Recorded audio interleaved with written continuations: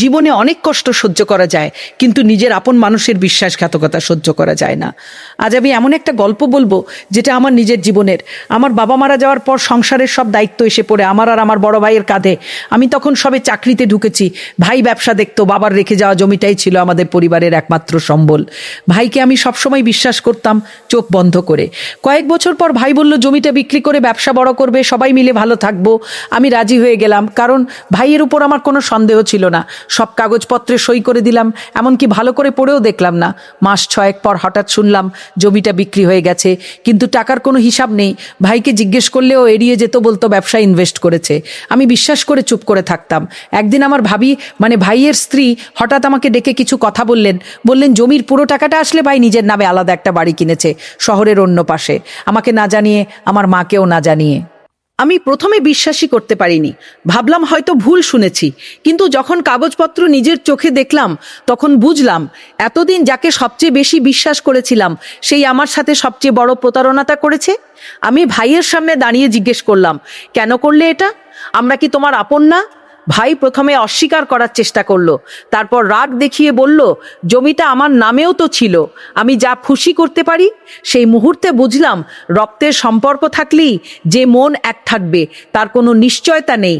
যাকে নিজের অভিভাবক মনে করতাম সেই মানুষটাই আমার আর আমার মায়ের ভবিষ্যৎ নিয়ে খেলা করেছে।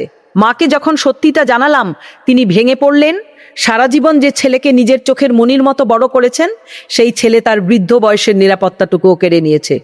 আত্মীয় স্বজনের কাছে গেলাম বিচার চাইতে, কিন্তু বেশিরভাগই বলল ভাইয়ের সাথে এসব নিয়ে ঝামেলা করতে নেই, পারিবারিক বিষয় মিটমাট করে নাও।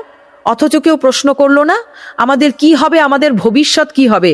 অনেক ভেবেচিন্তে আইনের সাহায্য নিতে বাধ্য হলাম। সহজ ছিল না নিজের ভাইয়ের বিরুদ্ধে দাঁড়ানো। মানুষ নানা কথা বলেছে, পরিবার ভাঙার দায় আমার উপর চাপিয়েছে, কিন্তু আমি জানতাম নিজের আর মায়ের অধিকারের জন্য দাঁড়ানো ছাড়া আমার আর কোনো উপায় ছিল না।